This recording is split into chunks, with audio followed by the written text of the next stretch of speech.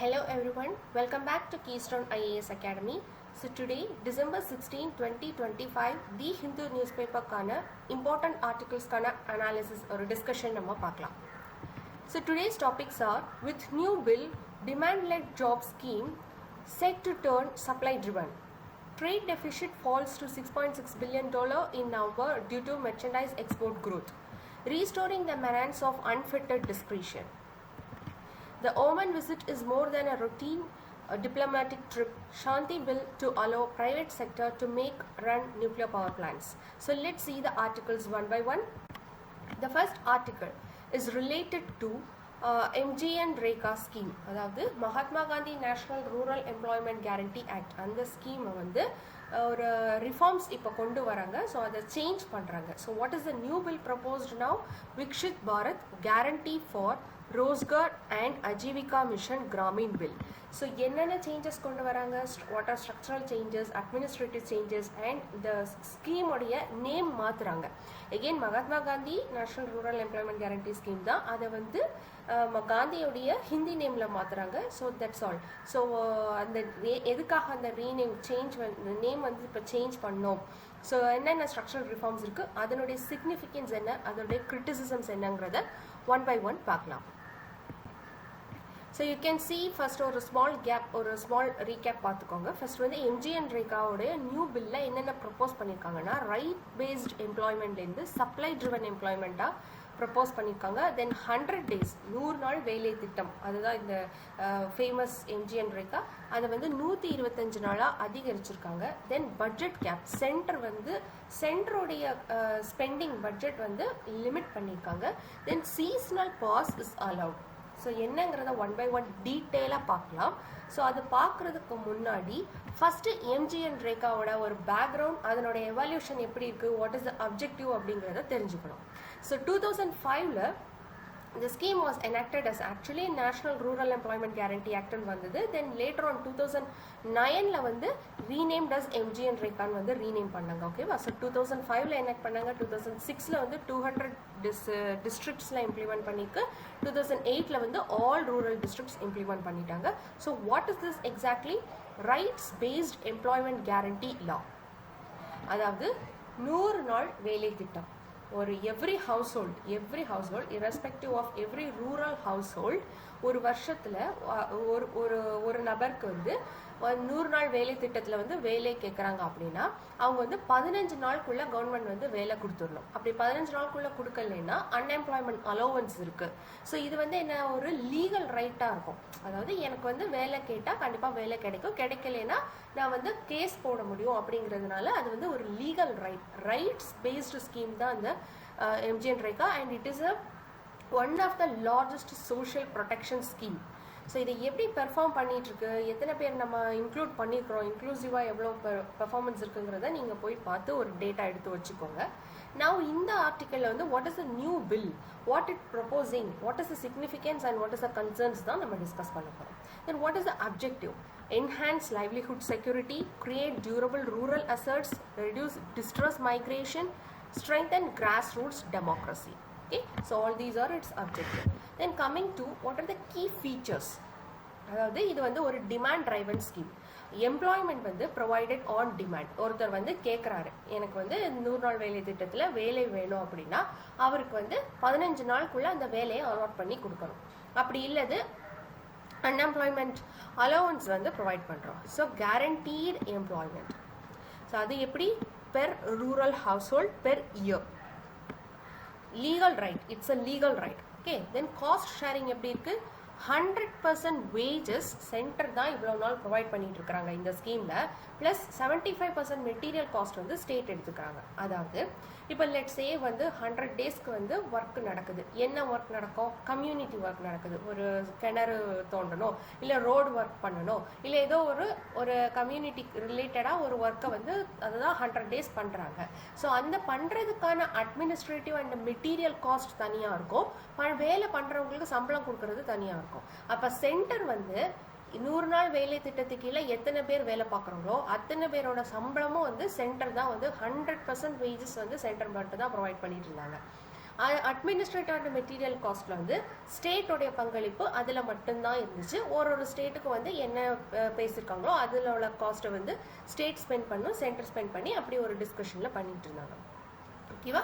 Approximately 90:10 centre state ratio தான் இவ்வளோ நாள் இருந்த ஸ்கீமில் இருந்தது. தென் வேற என்ன ஃபீச்சர்ஸ் இருக்குது? டீசென்ட்ரலைசேஷன். பிளானிங் வந்து கிராம சபா பண்ணுறாங்க, எக்ஸிக்யூஷன் பஞ்சாயத்து ராஜ் பண்ணுது. தென் சோஷியல் ஆடிட்ஸ் பண்ணிட்டு இருக்கிறோம். தென் இன்க்ளூசிவ் டிசைன், நிறைய விமன் இன்க்ளூட் பண்ணியிருக்காங்க. SC/ST ஹவுஸ் ஹோல்ட்ஸ் ஒர்க் பண்ணியிருக்கு. Then conservation works, climate resilient works எல்லாம் நிறைய பண்ணியிருக்கோம். Water conservation, drought proofing, land development, rural connectivity, national resource management. So இந்த மாதிரி these are the features of current MGNREGA scheme. நான் எப்படி வந்து நியூ ப்ரப்போசல்ஸ் இப்போ வந்திருக்கு அப்படின்னா எதை பேஸ் பண்ணி? ஸோ அனில் சின்ஹா கமிட்டி 2016 ஒரு ரெக்கமெண்டேஷன்ஸ் கொடுத்தாங்க. So those are basic recommendations like demand driven nature strengthen பண்ணோம், improve wage payments, strengthen Gram Sabha, reduce over centralization, improve asset quality, then transparency, then one more like என்ன ஸ்டேட்ஸ்லாம் பெர்ஃபார்ம் பண்ணுறாங்களோ அந்த ஸ்டேட்ஸ்க்கு தகுந்த மாதிரியான பட்ஜெட் அலோகேஷன் பண்ணணும், பெர்ஃபார்ம் பண்ணாத ஸ்டேட்டுக்கு அதிகமாக பண்ணணும். ஸோ இந்த மாதிரியான பட்ஜெட் அலோகேஷனில் ஆப்டிமைசேஷன் பண்ணும். ஸோ இந்த மாதிரி நிறைய ரெக்கமெண்டேஷன்ஸ் வந்து சின்ஹா கமிட்டி கொடுத்தாங்க. Based on that this bill was proposed. So what are the key changes proposed in that bill அது பார்க்கலாம். ஃபர்ஸ்ட்டு ஆல்ரெடி பார்த்தோம் 100 டேஸை வந்து 125 டேஸாக எக்ஸ்டெண்ட் பண்ணியிருக்காங்க. ஸோ கேரண்டீட் ஒர்க் டேஸ் எவ்வளவு? ஒரு வருஷத்தில் 125 டேஸ் நவ் நியூ ஆக்ட் படி. தென் ஸ்டேட் மஸ்ட் பே மோர், அதாவது சென்டர் வந்து இவ்வளோ நாள் 90% அந்த வேஜஸ் ஃபுல்லாகவே வந்து சென்டர் தான் பார்த்துட்டு இருந்துச்சு.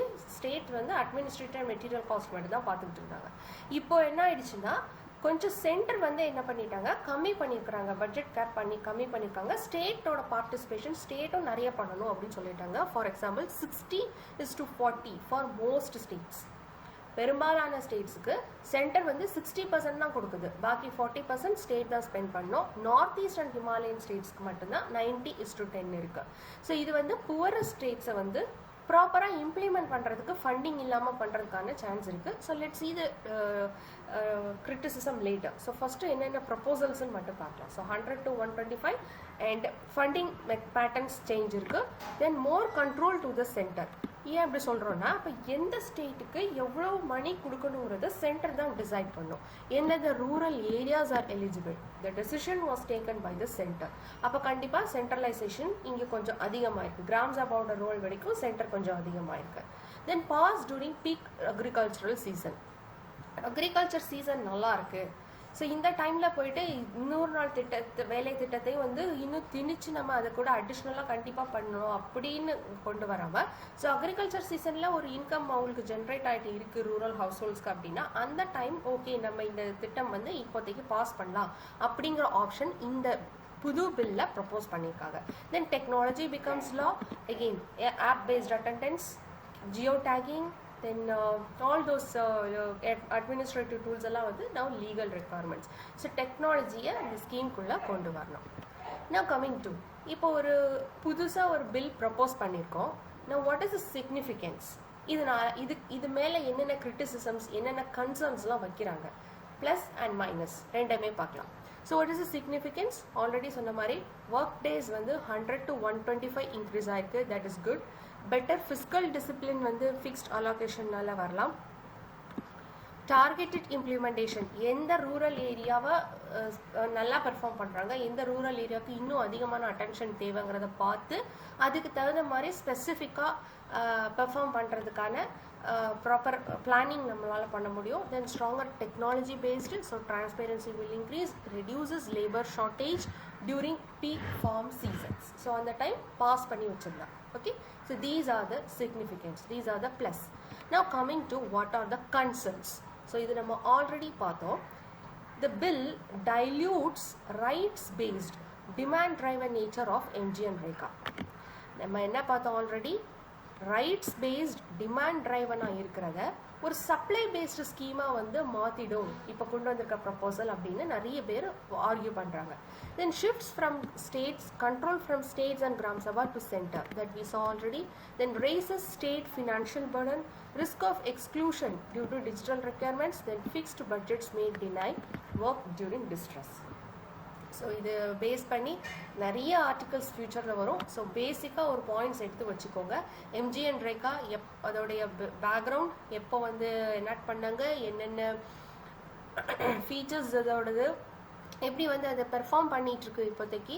Next what is the requirement, what பேசிஸில் இந்த நியூ ப்ரப்போசல் வந்து கொண்டு வந்திருக்காங்க சின்ஹா கமிட்டி, அதோட ரெக்கமெண்டேஷன்ஸ் என்ன, நியூ பில்லில் என்ன ப்ரப்போஸ் பண்ணியிருக்காங்க, அதனுடைய சிக்னிஃபிகன்ஸ் என்ன, கிரிட்டிசிசம் என்ன. ஸோ இவ்வளவும் பார்த்து வச்சுட்டிங்கன்னா that's all for this topic. So என்ன மெயின்ஸ் ஆன்சர் கேட்டாலும் இதுலேருந்து நீங்கள் எழுதுகிற மாதிரி ப்ரிப்பேர் பண்ணிக்கிறோம். Okay, coming to the PYQs. Among the following, who are eligible to benefit from the Mahatma Gandhi National Rural Employment Guarantee Act? Of course, the answer is D. Any household. See, இதுக்கு criteria-வே கிடையாது. Any rural household. ஒரு வருஷத்துல ஒரு rural household-லேருந்து ஒருத்தங்களுக்கு வேலை கொடுக்கணும் அப்படிங்கிற மாதிரி தான் இது கொண்டு வந்தாங்க. So, adult members of any household is the answer. Next, coming to the mains question, of course, this article, this scheme மெயினாக என்ன ஃபோக்கஸ் பண்ணியிருக்கு, poverty eradication, poverty alleviation programme, one of the poverty alleviation programme. So அதை base பண்ணி இந்த questions வந்திருக்கு. So ஆன்சரில் நீங்கள் இதை வந்து ஒரு எக்ஸாம்பிளாக ஒரு கேஸ் ஸ்டடியாக நீங்கள் உள்ளே கொண்டு வரணும். So essential condition to eradicate poverty is to liberate the poor from the process of deprivation. Substantiate this statement with suitable examples. Okay, so எல்லாத்துக்கும் எல்லாமே கிடைக்கணும். ஸோ அதில் வந்து வேலை இல்லை அப்படிங்கிற டிப்ரிவேஷன்னால பாவர்ட்டி புவர் வந்து அந்த லிபரேட் ஆகாமல் இருக்கிறாங்க. ஸோ நம்ம வந்து அதில் வேலை வந்து ஈஸியாக கொடுத்து பாவர்ட்டிலேருந்து எராடிகேட் பண்ணுறோம். இது one of the example. So இது இங்கே இந்த கொஸ்டினில் பார்க்க வேண்டியது பாவர்ட்டி எராடிகேஷன். ஸோ அதில் எம்ப்ளாய்மெண்ட்டுங்கிறது ஒரு ஆப்ஷனாக தான் நீங்கள் எழுதணும். இது போக மல்டிபிள் ஆங்கிள்ஸில் நீங்கள் வந்து ஆன்சர் எழுதணும். Okay, then coming to poverty alleviation programs in India remain more showpieces until and unless they are backed up by political will. Discuss with reference to the performance of the major poverty alleviation programs in India.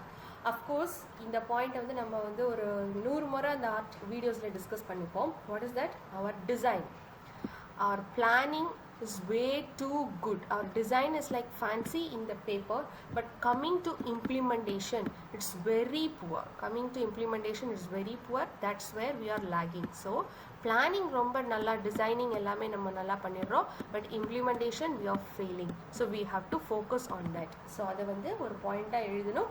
இங்கே வந்து கொஸ்டினே அதே தான் கேட்டிருக்காங்க. poverty alleviation programs வந்து ஒரு show பீசஸாக இருக்குது, அதை வந்து ஒரு சரியான முறையில் இம்ப்ளிமெண்ட் பண்ணலை. So discuss with reference to the performance of the major poverty alleviation programme. So இதில் நிறைய ப்ரோக்ராம்ஸ் நீங்கள் இன்க்ளூட் பண்ணணும். ஒன் ஆஃப் த ப்ரோக்ராமாக நீங்கள் எம்ஜி அண்ட் ரேகாவை ஆட் பண்ணிக்கணும். ஓகேங்களா? தென் coming to the practice question, the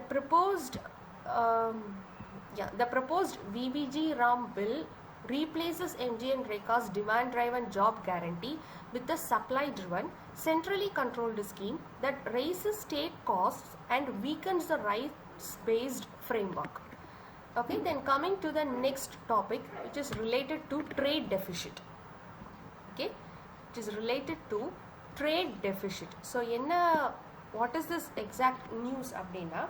See, trade deficit in October 2025 and trade deficit in November 2025 ஒரு சின்ன comparisons கொடுத்துருக்காங்க. Why அக்டோபர் நம்ம கன்சிடர் பண்ணோம் அப்படின்னா, ட்ரேட் டெஃபிசிட் வந்து ரொம்ப அதிகமான அளவில் இருந்துச்சு அக்டோபர் 2025ல. நவம்பர் 2025ல அது கொஞ்சம் ஈஸ் ஆயிருக்கு, ட்ரேட் டெஃபிசிட் கொஞ்சம் ஃபால் ஆயிருக்கு. Now let's look at the reasons and what are the criteria behind that பார்க்கலாம். ஸோ ட்ரேட் டெஃபிசிட்னா என்ன? ட்ரேட் டெஃபிசிட்னு சொல்கிறது imports mainly on two reasons. What is that two reason? Mainly on two reason. Yes, mainly on two reason. One is imports. Imports அதிகமாக இருக்கும் and export கம்மியாக இருக்கும். Okay, export வந்து என்னாகும், கம்மியாக இருக்கும்.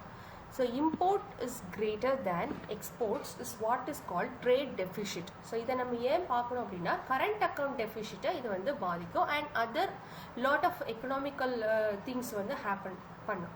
ஸோ இப்போ வந்து இம்போர்ட் வந்து அதிகமாக இருக்குது, எக்ஸ்போர்ட் வந்து கம்மியாக இருக்குது. Now there is one more criteria. அதாவது இப்போ அக்டோபர் 2025 இம்போர்ட் அதிகமாக இருந்திருக்கு. ஓகேவா? ஸோ இம்போர்ட் அதிகமாக இருந்திருக்கு because of the festival season. Gold imports அதிகமாக இருந்தனால கோல்டை நம்ம அதிகமாக இம்போர்ட் பண்ணோம். பிகாஸ் ஆஃப் தட் இம்போர்ட் வந்து அக்டோபர் மந்த் வந்து ரொம்ப அதிகமாக இருந்துச்சு. எக்ஸ்போர்ட் வந்து எப்படி இருந்துச்சு கம்பேர்டு டு தட் ரொம்ப குறைவாக இருந்துச்சு. இப்போ நவம்பரில் என்ன நடந்திருக்கு, எக்ஸ்போர்ட் வந்து லிட்டில் பிட் இன்க்ரீஸ் ஆயிருக்கு. So there are 2 types of exports, merchandise exports and service exports. அதில் நவம்பர் மந்த் வந்து எக்ஸ்போர்ட் வந்து கொஞ்சம் இன்க்ரீஸ் ஆயிருக்கு அண்ட் இம்போர்ட் வந்து லிட்டில் பிட் குறைஞ்சிருக்கு. ஏன் சின்ன இம்போர்ட் குறைஞ்சிருக்குன்னு கேட்டால் அது வந்து கோல்டு இம்போர்ட் வந்து குறைஞ்சிருக்கு. ஸோ அப்போது இந்த இடத்துல ட்ரேட் டெஃபிசிட் இல்லையா அப்படின்னு கேட்டால் இதுவும் ட்ரேட் டெஃபிசிட்கான க்ரைட்டீரியா தான். Why? Because even though import குறைஞ்சி எக்ஸ்போர்ட் ஜாஸ்தியாக இருந்தாலும் இம்போர்ட்டு இன்னுமே ஓவரால் இம்போர்ட் பார்த்தா import is greater than exports. அப்போது நவம்பர் டைம்லையும் நவம்பர் மந்த்தும் ட்ரேட் டெஃபிசிட் தான், அக்டோபர் வந்து ட்ரேட் டெஃபிசிட் தான் நடந்திருக்கு. But the reasons are little bit different and the rise and fall are little bit different. November மந்தோடது வந்து ட்ரேட் டெஃபிசிட் வந்து இம்போர்ட் கொஞ்சம் குறைஞ்சி எக்ஸ்போர்ட் கூடுனதுனால அக்டோபர் மந்த்தை விடைக்கும் கொஞ்சம் கம்மியான அளவில் ட்ரேட் டெஃபிசிட் வந்து நவம்பர் மந்தில் இருக்குது. But still trade deficit is there. Okay, trade deficit is there. Import கம்மியாகி எக்ஸ்போர்ட் அதிகமானாலும் ஓவரால் இம்போர்ட் தான் அதிகமான கேட்டகரியில் இருக்குது அப்படின்னா கண்டிப்பாக அது ட்ரேட் டெஃபிசிட் தான் இருக்குது. So this you have to understand first basics. Yes, coming to the data. This data எல்லாமே ப்ராப்பராக நீங்கள் ஞாபகம் வச்சுக்கணும்னு இல்லை. You have to see total exports. அதாவது what are those exports? Merchandise exports and service exports. பார்த்தீங்களா? ஸோ டோட்டல் எக்ஸ்போர்ட்ஸ் வந்து 15.5% increase ஆயிருக்கு. தென் டோட்டல் இம்போர்ட்ஸ் வந்து 0.6% டிக்ரீஸ் ஆயிருக்கு. ஜஸ்ட் 0.6% டிக்ரீஸ் ஆயிருக்கு. இது எதனால? கோல்டு இம்போர்ட்ஸ் கம்மியானனால இருக்கலாம். ஸோ அவுட் ஆஃப் தட் இந்த டோட்டல் எக்ஸ்போர்ட்டில் மெர்ச்சன்டைஸ் எக்ஸ்போர்ட்ஸ் வந்து நவம்பர் மந்த் வந்து 19.4% இன்க்ரீஸ் ஆயிருக்கு. So because of this reason overall trade deficit fell sharply to 61% குறைஞ்சிருக்கு. But still trade deficit $6.6 billion வந்து இருக்கு. ஓகேவா? So why this? ஆல்ரெடி பார்த்தோம், strong export growth, gold imports கம்மியாக இருக்குது, stable demand from key markets like the US. So யூஎஸோடைய tariff on Indian goods வந்து இப்போ அந்த ஷாக்லேருந்து யூஎஸ் மார்க்கெட் வந்து கொஞ்சம் கொஞ்சமாக ஸ்டெபிளைஸ் ஆகிட்டு இருக்கு. ஸோ அந்த கண்டிஷனில் நம்மளுடைய ட்ரேட் டெஃபிசிட் வந்து அதில் வந்து காமிக்குது அதனோட டிஃபரன்ஸ். ஸோ இது எதுக்காக நம்ம ட்ரேட் டெஃபிசிட் பார்க்கணும்? This datas and all improves current account balance, supports rupee stability, reflects export competitiveness, then positive signal for economic recovery. So coming to the practice question, with reference to balance of payments, which of the following constitutes the current account? So already நான் சொல்லிட்டேன், current accountங்கிறது வந்து balance of trade, which is import and export. So first one is correct. So import and export, yes, balance of trade, then balance of invisible. These two are not current account. Okay, so answer option is C. Then the next question is related to capital account. The option is 1, 2 and 4. This foreign loans, foreign direct investment, private investments. These investments are capital account. But private remittances, the changes monthly private remittances நம்மளுக்கு வந்துட்டு இருக்கும். So that reflects more in current account. Okay, coming to the main question, craze for gold in Indians has led to surge in import of gold in recent times, but put pressure on balance of payments and external value of rupee. In view of this, examine the merits of gold monetization scheme. So என்ன இந்த mains கொஸ்டினில் கேட்டிருக்காங்க, directly what is the reason for October month trade deficit and November month trade deficit? Main ஒரு role play பண்ணது import of gold because of the festive season. So அதை டைரெக்டாக அந்த first half கொஸ்டினில் கேட்டிருக்காங்க. ஸோ அதனால பேலன்ஸ் ஆஃப் பேமெண்ட்ஸில் நம்மளுக்கு difference இருக்குது. External value of rupee, you all know that $1 reach to 90 rupees. So அந்த ருப்பி வேல்யூவோட சேஞ்சஸ் இருக்குது. ஸோ இதுலெல்லாம் என்னென்ன சேஞ்சஸ் ப்ரெஷர் வந்து இந்த இம்போர்ட் ஆஃப் கோல்டு வந்து கொடுக்குது அண்ட் அந்த டைமில் கோல்டு மானிட்டைசேஷன் ஸ்கீம் ஒன்று இம்ப்ளிமெண்ட் பண்ணியிருக்காங்க. ஸோ அதோட மெரிட்ஸ் என்ன, அது எந்த அளவுக்கு இந்த இம்போர்ட் சர்ஜை வந்து அதனுடைய அதனுடைய எஃபெக்ட்ஸை வந்து எந்த அளவுக்கு வந்து நியூட்ரல் பண்ணியிருக்கு அப்படிங்கிற கொஸ்டின் தான் இதில் கேட்டிருக்காங்க. ஸோ இந்த ஃபர்ஸ்ட் ஹாஃப் கொஸ்டினோட ஆன்சர் வந்து நீங்கள் இந்த ஆர்டிக்கல் வச்சு எழுத முடியும். ஓகேங்களா? Then coming to the next article, which is related to governor issue and Supreme Court's advisory opinion. So இது வந்து நம்ம வந்து ஒரு 20 times கிட்ட நம்ம டிஸ்கஸ் பண்ணிப்போம் each and every article. So இந்த ஆர்டிக்கலில் the same thing has repeated, but the author gave some 5-6 criticisms கொடுத்துருக்காங்க. ஸோ அந்த ஆத்தருடைய, அதாவது இந்த ஆர்டிக்கிளுடைய என்ன ஆங்கிள் இருக்குதோ அந்த ஆங்கிளில் வந்து ஆல்ரெடி உங்ககிட்ட இருக்கிற நோட்ஸில் இந்த ஆங்கிளில் வந்து இந்த கிரிட்டிசிசம்ஸ் பாயிண்ட்ஸை வந்து நீங்கள் எடுத்து ஃபிட் பண்ணிக்கோங்க. If suppose it is new, okay, some new points are there. So அந்த நியூ பாயிண்ட்ஸை நீங்கள் ஃபிட் பண்ணிக்கோங்க. ஓவராலாக இது வந்து புது ஆர்டிக்கலாக பார்க்காதீங்க. ஸோ ரெகுலராக ஃபாலோ பண்ணிட்டு இருக்கிறவங்க இந்த இஷ்யூவை ஒன் டைம் நோட்ஸாக நீங்கள் எடுத்து வச்சுட்டு அதில் தான் புதுசாக வர ஆர்டிகல்ஸோட பாயிண்ட்ஸை நீங்கள் ஆட் பண்ணணும். Okay, first Article 200. What is that Article 200? So state legislature வந்து ஒரு bill பாஸ் பண்ணுவாங்க. அந்த bill act கன்வெர்ட் ஆகணும்னா governor has to give assent. So இது வந்து Article 200 இன் படி governor can give assent. So governor power to give assent, withhold assent, retain the bill and reserve it for the president. So Article 200 படி. Now what is the problem here? Governor especially in opposition ruled ஸ்டேட்ஸில் governor வந்து என்ன பண்ணுறாருன்னா indefinite time பீரியட்க்கு அந்த பில்லை வந்து delay பண்ணுறாரு. Why? The article 200 doesn't mention any time limit to withhold the bill. Governor வந்து இவ்வளோ நாளுக்கு அந்த பில்லை அவர் டேபிளில் வச்சுருக்கலாம் அப்படின்னு எந்த டைம் லிமிட்டுமே கான்ஸ்டியூஷன் மென்ஷன் பண்ணலை. ஸோ இதை ஒரு லூப் ஹோலாக எடுத்துகிட்டு கவர்னர்ஸ் வந்து பில்லை வந்து அசன்ட் கொடுக்காம டிலே பண்ணுறது வந்து சுப்ரீம் கோர்ட்டில் கேஸாக போகுது. What is the case? State of Tamil Nadu versus Governor of Tamil Nadu. So April 2025 judgment கொடுக்குறாங்க. Supreme Court என்ன சொல்லுது அப்படின்னா, Supreme Court imposed clear timelines, which is 3-month timeline. Also deemed assent கொடுத்துட்டாங்க. அதாவது என்ன பில்ஸ் எல்லாம் இருக்குதோ அதுக்கெல்லாம் வந்து டீம்ட் அசன்ட் கொடுத்துடலாம்னு சொல்லிட்டு கொடுத்துட்டாங்க. பட் என்ன ஜஸ்டிஃபிகேஷன் கொடுத்துருந்தாங்க அப்படின்னா, unexplained delay is unconstitutional, so supreme court give this judgement அப்படின்னு சொல்லி கொடுத்துட்டாங்க. What happened? ஆர்டிகிள் 143 படி president can ask questions to supreme court, அதாவது பிரசிடென்ஷியல் ரெஃபரன்ஸ். ஸோ அதுபடி சுப்ரீம் கோர்ட்டுக்கு வந்து பிரசிடென்ஷியல் ரெஃபரன்ஸ் வந்து ஓகே. இந்த 2025 ஜட்ஜ்மெண்ட்க்கு ஆர்டிகல் 143 படி பிரசிடென்ட் வந்து சுப்ரீம் கோர்ட் கிட்ட அட்வைசரி ஒப்பீனியன் கேட்கலாம். ஸோ அந்த ஆர்டிகிளின் படி 16th பிரசிடென்ஷியல் ரெஃபரன்ஸில் 14 கான்ஸ்டிடியூஷனல் கொஸ்டின்ஸ் வந்து கேட்டிருந்தாங்க. ஸோ அந்த 14 கான்ஸ்டிடியூஷனல் கொஸ்டின்ஸ்க்கு வந்து சுப்ரீம் கோர்ட் அட்வைசரி ஒப்பீனியன் கொடுத்துருந்துச்சு. Please remember this advisory opinion is not binding. அதாவது எந்த இவங்க சொல்கிற அட்வைஸ் வந்து ஆல்ரெடி இருக்கிற ஒரு ஜட்ஜ்மெண்ட்டை வந்து ரீகரெக்ட் பண்ணாது, ப்ளஸ் இது வந்து கண்டிப்பாக வந்து இம்ப்ளிமெண்ட் பண்ணணும்னு இல்லை. ஆனால் இந்த கேஸில் என்ன நடந்தது அப்படின்னா, இந்த கோர்ட் வந்து அட்வைசரி ஒப்பீனியன் கொடுத்தது வந்து ஆல்ரெடி இந்த ப்ரீவியஸ் ஜட்ஜ்மெண்ட்ஸை வந்து எரேஸ் பண்ணிடுச்சு. என்னெல்லாம் சொல்லியிருக்காங்க?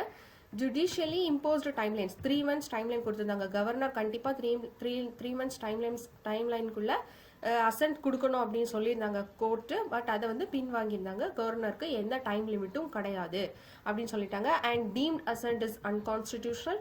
தென் governors and president have wide discretionary powers. So courts can only direct the governor to decide, not force assent. Okay, so அந்த மாதிரி சொல்லிட்டாங்க. நவ் இந்த ஆத்தர் வந்து இந்த ஆர்டிக்கிளில் இந்த இஷ்யூ ரிலேட்டடாக என்னென்ன கிரிட்டிசிசம்ஸ்லாம் வச்சுருக்காங்க. ஸோ டோட்டலி கொஞ்சம் 5-6 கிரிட்டிசிசம்ஸ் இருக்குது. So some little bit different. இது வரைக்கும் நம்ம பார்த்த பெர்ஸ்பெக்டிவ்லேருந்து கொஞ்சம் டிஃப்ரெண்டான பெர்ஸ்பெக்டிவ்ஸில் இருக்குது. ஸோ ஃபர்ஸ்ட் என்னென்னா, ஆர்டிக்கிள் 200 வந்து ஒரு கான்ஸ்டிடியூஷனல் டயலாக். அதாவது ஸ்டேட் லெஜிஸ்லேச்சர் வந்து கவர்னருக்கு பில் பாஸ் பண்ணுறாங்க. பில்லை வந்து கவர்னர் சைன் பண்ணி திருப்பி அனுப்பி விடணும். ஸோ இது வந்து ஒரு 2-sided டயலாக். இப்போது ஆர்டிகிள் 200 படி ஸ்டேட் லெஜிஸ்லேச்சர் பில்லை அனுப்புகிறாங்க. பட் கவர்னர் வந்து என்ன ரீசன்னே சொல்லாமல் சைலண்டாக இன்டெஃபினிட் பீரியட்க்கு அந்த பில்லை வந்து பாஸ் பண்ணுறதுனால இந்த கான்ஸ்டியூஷனல் டயலாக் வந்து என்ன ஆயிடுதுன்னா ஒன் சைடடா ஆயிடுது. அதாவது கவர்னர் வந்து ரெஸ்பாண்ட் பண்ணாமலே இருந்துடுறாரு. ஸோ இந்த கான்ஸ்டியூஷனல் வேல்யூ வந்து அந்த இடத்துல இல்ல. First criticism. Second, dilution of article 200 safeguards. அதாவது ஆர்டிகல் 200 படி கவர்னர் வந்து can return the bill for reconsideration. அப்போ ஒரு தடவை ரீகன்சிடரேஷன் அனுப்பி ஸ்டேட் லெஜிஸ்லேஷன் வந்து திருப்பி ரீகன்சிடர் பண்ணி திருப்பி அனுப்பினால் இஃப் ரீபாஸ்ட் ஃபார் அசென்ட் கவர்னர் கிட்ட வரும்போது கவர்னர் வந்து அசென்ட் கொடுக்கணும் அப்படின்னா பிளைனா கான்ஸ்டியூஷனல் டெக்ஸ்ட் வந்து சொல்லுது. பட் இப்போ ரீசன்ட் கேசஸ்ல என்ன நடக்குது, திருப்பி வந்து கவர்னர் கிட்ட போனால் கூட governor can reserve it for the president. So பிரசிடென்ட்டுக்கு அனுப்புறதுக்காக அப்படியே மறுபடியும் அந்த பில்லை வந்து டேபிள்ல வந்து வித்ஹோல்ட் பண்ணி வச்சு அப்படியே நாட் வித்ஹோல்ட், அது அப்படியே வந்து எந்த நடவடிக்கையுமே எடுக்காம அப்படியே வந்து வச்சிடுறாங்க. ஸோ இதுவும் என்ன ஆகுது, ஆர்டிகிள் 200 ஒரிஜினல் கான்ஸ்டியூஷனல் வேல்யூவே அந்த இடத்துல இல்லாம ஆகுது. செகண்ட் கிரிட்டிசிசம் இது. ஸோ தேர்ட் வந்து டிஸ்கிரிஷனரி பவர். கவர்னருக்கு வந்து ஒரு கவர்னர் அண்ட் பிரசிடென்ட்டுக்கு வந்து அதிகமான டிஸ்கிரிஷனரி பவர் வந்து கிடைக்குது. Then false use of checks and balances. அது செக்ஸ் அண்ட் பேலன்சஸ்னா என்ன, சுப்ரீம் கோர்ட் ஜுடிஷியரி இருக்கு, லெஜிஸ்லேச்சர் இருக்கு, எக்ஸிக்யூட்டிவ் இருக்கு. 3 டிபார்ட்மெண்ட்ஸ் 3 ஆர்கன்ஸ்க்கும் வந்து செப்பரேட் லைன்ஸ் இருக்கு. அதாவது ஜுடிஷியரினா இந்த ரோல் எடுத்துக்கணும், லா லெஜிஸ்லேஷன்னா லா மேக் பண்ணணும், ஜுடிஷியரினா மேக் பண்ண லாவை ஜட்ஜ் பண்ணணும், எக்ஸிக்யூட்டிவ்னா மேக் பண்ண லாவை இம்ப்ளிமெண்ட் பண்ணணும். 3 லைன்ஸ் இருக்கு. But it is not exactly strict separation of powers கிடையாது. இவங்க ஜுடிஷியரி லெஜிஸ்லேஷன்ல தலையிடக்கூடாது, எக்ஸிக்யூட்டிவ் தான், அப்படி கிடையாது. ஸ்ட்ரிக்ட் செப்பரேஷன் ஆஃப் பவர்ஸ் நம்மளுக்கு கிடையாது. Council of ministers are responsible to Lok Sabha. கரெக்டா? ஸோ என்னன்னா இப்போ வந்து செப்பரேஷன் ஆஃப் பவர்ஸ் வந்து நம்மளுக்கு இல்லை. There are checks and balances.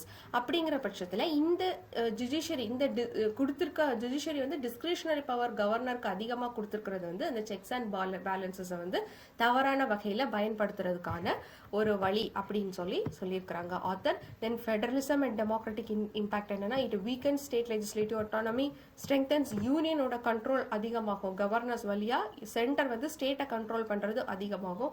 Retreat from rights-based, accountability-driven constitutional interpretation and seen as constitutional retrogression. Okay.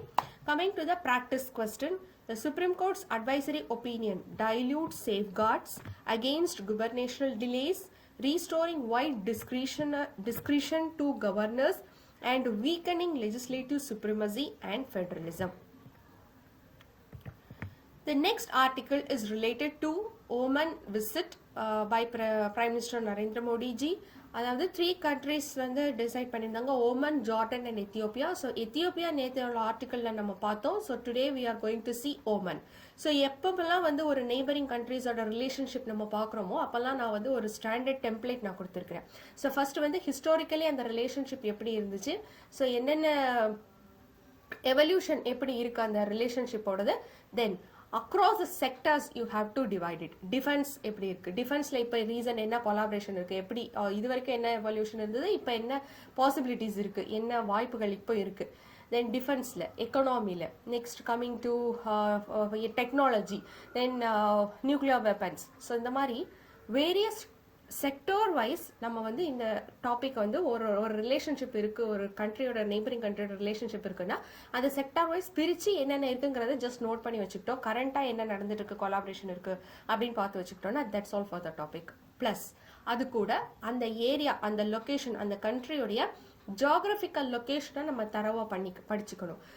For example yesterday Ethiopia பார்த்தோம். ஸோ எத்தியோப்பியா ரிலேட்டடாக பிவேக்கோஸ் நீங்கள் பார்க்கும்போது நான் உங்களுக்கு காமிச்சு கொடுத்தது வந்து ஒரு பிளாட்டியூ கேட்டிருந்தாங்க, அபினிசியன் பிளாட்டியூ அண்ட் ஒரோமியா. அந்த ரீஜன் வந்து நியூஸில் இருந்திருக்கு. ஸோ ஒரு ரீஜன் கேட்டிருக்காங்க, ஒரு பிளாட்டியூ கேட்டிருக்காங்க. So all the geographical features இது ரிலேட்டடாக ஒரு லொக்கேஷன் நம்ம பார்க்குறோம் அப்படின்னா, அந்த ரீஜன் ஒரு நியூஸில் இருக்குது அப்படின்னா அது ரிலேட்டடாக கொஸ்டின்ஸு ப்ரிலிம்ஸில் வந்து எஸ்பெஷலி ப்ரிலிம்ஸில் ஹைலி ரெலவெண்ட். ஸோ ஓமன் அப்படின்னா அதுக்கான ஜியாகிரபிக்கல் லொக்கேஷனை வந்து நம்ம இந்த இடத்துல நோட் பண்ணிக்கணும். So take your map. So இப்போயே வந்து நீங்கள் அந்த எடுத்து அதை வந்து பார்த்துக்கோங்க. ஸோ ஓமன், ஸோ அது என்ன, இந்த இடத்துல என்னென்ன ஓஷன் சரௌண்ட் பண்ணியிருக்கு, என்ன சீ சரௌண்ட் பண்ணியிருக்கு, what is the gulf touching that, அது எல்லாமே நீங்கள் வந்து பார்த்துக்கோங்க. Then coming to the article, Oman வந்து 70 years of relationship we are having that, so not that important. Coming to the defense and security, so you can see here strategic partnership. See first வந்து இந்த article நம்ம பார்க்கறதுக்கு முன்னாடி இந்த இது பார்க்கறதுக்கு முன்னாடி there are some general points and there are some specific points. அதாவது நீங்க எந்த ஒரு கண்ட்ரி எடுத்துக்கிட்டாலும் ஒரு border ocean bordering country, sea bordering கண்ட்ரிஸாக இருந்துச்சுன்னா அந்த கண்ட்ரியோட எப்படியுமே நம்ம வந்து மெரிடைம் செக்யூரிட்டி வச்சுப்போம். ரினியூவபிள், அதே போல் என்விரான்மெண்ட் பார்த்தோம்னா renewable energy, green hydrogen, technology, education, இதெல்லாம் வந்து ரொம்ப ஜென்ரலாக எல்லா நெய்பரிங் கண்ட்ரிஸோடையும் நம்ம வந்து ஜென்ரல் பாயிண்ட்ஸ் வந்து நம்ம ஷேர் பண்ணுவோம். ஃப்ரீ ட்ரேட் அக்ரிமெண்ட், செப்பா, இதெல்லாம் வந்து என்னன்னா ஜென்ரலாக எல்லா நெய்பரிங் கண்ட்ரிஸ்க்குமே வந்து ஒரு என்ன ஸ்டேஜில் இருக்கிறோம் அப்படிங்கிற கண்டிஷன்ஸ் இருக்கும். ஸோ அதை லிஸ்ட் அவுட் பண்ணிட்டு இப்போ ஓமன் எடுத்துக்கிட்டிங்கன்னா ஓமனில் அதில் என்னென்ன ஸ்டேஜ் என்னென்ன இதில் இருக்கிறோம் நம்ம, இந்த மாதிரியான ஜென்ரல் பாயிண்ட்ஸை ஃபர்ஸ்ட் எடுத்துருங்க. தென் கோ டு ஸ்பெசிஃபிக் பாயிண்ட்ஸ். இப்போ நான் ஒரு எக்ஸாம்பிள் வச்சு சொல்கிறேன். Here you can C strategic partnership since 2008. அது வந்து ஒரு general point. Defence MOU signed in 2005. First Gulf country with tri-services joint exercises with India. This is very important specific point because இதான் ஒரு first country tri-services joint exercise India ஓட பண்ணிருக்காங்க. That is important. Then Duqm port and logistic agreements. This is very important. Then Oman first Gulf buyer of INSAS rifles. Then again all the remaining points are general points. You can see here cooperation in anti-piracy, maritime security, overflight and transit access, possible defense exports, Tejas, patrol ships and radars. So all these are general points. Okay, coming to economy, FDI வந்து $605 million இருக்கு ஓமன்ல உள்ளது. Joint investment fund இருக்கு. தென் செப்பா comprehensive partnership agreement is likely to be signed. That is important. Second Gulf country, first Gulf country நம்ம sign பண்ணது Qatar, sorry UAE. க்கு அப்புறமா second நம்ம லைன்ல இருக்கிறோம் சைன் பண்றதுக்கு என்ன கல்ஃப் கண்ட்ரின்னு பார்த்தா Oman. Okay, coming to fintech and digital cooperation, RuPay debit card launched in Oman. NPCI Central Bank of Oman MOU sign பண்ணிருக்காங்க. Then promotes digital public infrastructure globally. That's a general point. Energy and connectivity, cooperation in green hydrogen, renewables, critical minerals. So Oman may store strategic petroleum reserves in India. Possible role in IMEC. So all these are general points. Education and health, again general. Proposal for offshore campuses of IITs and IIMs in Oman, expanding people-to-people cooperation. So you can see the difference between specific points and general points, right? So எந்த neighboring country relationship எடுத்துக்கிட்டாலும் ஜென்ரலாகவே நம்ம இந்த points எல்லாம் எல்லாத்துலேயுமே education எழுதி தான் ஆகணும். Maritime security, bordering, sea bordering countries இருந்தால் அது எழுதி தான் ஆகணும். தென் எக்கனாமியில் free trade agreement, comprehensive economic partnership agreement. So இந்த இதெல்லாம் வந்து ஜென்ரலாக நம்ம வந்து எல்லா இதுக்கும் எல்லா கண்ட்ரிஸ்க்கும் வந்து எழுதி தான் ஆகிற மாதிரி இருக்கும். ஸோ அது என்னென்ன ஸ்டேஜஸில் இருக்குங்கிறத பார்த்துட்டு எழுதணும். Then add some specific points more than enough for studying relationship. Okay, then coming to the next article which is related to Shanti Bill, and it's a very interesting article. Shanti Bill, it is to allow private sector to make run nuclear power plants. அதாவது nuclear power generation செக்டாரில் private participation நம்ம உள்ளே கொண்டு வர போகிறோம், especially both Indian and foreign. So அதுக்கு தான் இந்த சாந்தி பில் இன்ட்ரடியூஸ் பண்ணியிருக்காங்க. So what is the full form? Sustainable harnessing and advancement of nuclear energy for transforming India. Sustainable Harnessing and Advancement of Nuclear Energy for Transforming India, Shanti Bill 2025. It replaces Atomic Energy Act 1962, Civil Liability for Nuclear Damage Act 2010. So இந்த ரெண்டு ஆக்டோட features என்ன அப்படிங்கிறத நல்லாவே பார்த்துக்கணும் இந்த டைமில். Then what is the objective for the recent Shanti Bill? Allow private, both Indian and foreign is what highly relevant for preliminary. Okay, so private, Indian and foreign participation in nuclear power generation. So இப்போ நாம் பார்க்க வேண்டியது why கவர்மெண்டோடைய goal என்ன, nuclear power ஜென்ரேஷனுக்கு government goal என்ன, அதில் இப்போ நாம் என்ன ஸ்டேட்டஸில் இருக்கிறோம், என்னென்ன கரண்ட் ஸ்கீம்ஸ் எக்ஸ்பேண்ட் பண்ணுறதுக்காக கவர்மெண்ட் பிளான் பண்ணியிருக்கு, ப்ளஸ் ப்ரைவேட் உள்ளே வரதுனால இருக்கிற பெனிஃபிட்ஸ் என்ன, கிரிட்டிசிசம்ஸ் என்ன, கன்சர்ன்ஸ் என்ன. Okay, so all this that's all for this topic. இதுவளவும் நீங்கள் பார்த்து வச்சுக்கணும். ஸோ அதுக்கு நீங்கள் பார்த்தீங்கன்னா தெரியும் key features of the bill என்ன. என்ஸ் NPCIL monopoly, of course government monopoly end ஆகிடும். கவர்மெண்ட் மட்டும்தான் இப்போ நியூக்ளியர் பவர் ஜென்ரேஷன் வச்சிருக்காங்க. ஸோ அது எண்ட் ஆகிடும் ப்ரைவேட் உள்ள வந்துச்சுன்னா. allow private companies to make and run, creates an independent nuclear regulatory structure accountable to parliament, then grants statutory status to the Atomic Energy Regulatory Board. This point is highly relevant for prelims.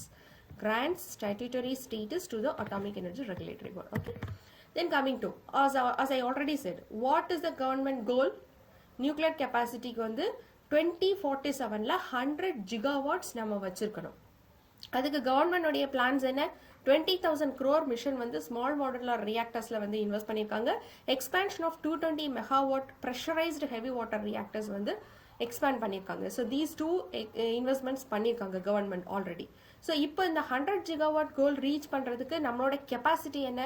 Nuclear power currently is 3% of electricity generation plus 1.5% of installed capacity. ஏற்கனவே இருக்க கெப்பாசிட்டியில் 1.5% தான் இருக்கு. Electricity overall electricity ஜென்ரேஷனில் just 3% தான் இந்தியாவுடைய இருக்கு. So இப்போ நம்ம என்ன பண்ணி ஆகணும்? Need to boost clean energy, grid stability, achieve net zero by 2070. So இந்த கோல் அச்சீவ் பண்ணுறதுக்கு ப்ரைவேட் செக்டாரை நம்ம உள்ளே எடுத்துருக்கிறோம். ஸோ அதனுடைய பெனிஃபிட்ஸ் என்ன? Encourages private investment and innovation, improve access to advanced nuclear technology, strengthens safety, security, safeguards and emergency preparedness, then aligns India with the international nuclear liability norms. So in the article நான் உங்களுக்கு benefits வரைக்கும் தான் கொடுத்திருக்கிறேன். So you have to go back to the news, read those things, then analyze what may be the criticisms or what may be the concerns if private sector comes in the nuclear power generation sector. ஏதாவது disadvantages, ஏதாவது வந்து private sector வரதுனால ஏதாவது நம்மளுக்கு வந்து concerns இருக்குமா அப்படிங்கறத check பண்ணி, if yes இருக்கும் அப்படின்னா அந்த பாயிண்ட்ஸ் கலெக்ட் பண்ணி உங்க நோட்ஸ்ல நீங்க எழுதி வச்சுக்கோங்க. This is more than enough for this privatization of nuclear energy sector. Okay, so that's all for today. Before wrapping up, I want to tell you one thing. So just write daily answers. அதுவும் time limit வச்சு, wordings limit பார்த்து 7 minutesனா 7 minutes, 10 minutesனா 10 minutes. Limit yourself to that time. அதுக்கப்புறமா உங்களுடைய வேர்டிங்ஸோட quality improve பண்ணுங்க. So that's all. Gradually you will become a mains answer நீங்கள் வந்து நீட்டாக எழுதுறதுக்கு ஸ்பீடாக ப்ராப்பராக எழுதிட்டாலே you will get some confidence and that confidence will make you sail through the prelims easily. Okay, so please write your answer and post them in a telegram group. and இன்னைக்கு உள்ள videos R இதுக்கு முன்னால் இருக்கிற videos ஏதாவது உங்களுக்கு doubts or clarifications இருந்தால் you can post in the comment section or you can directly post in our telegram group. So there I will address as soon as possible as a text or I will give the clarification in the next video. So see you in the next class. Thank you.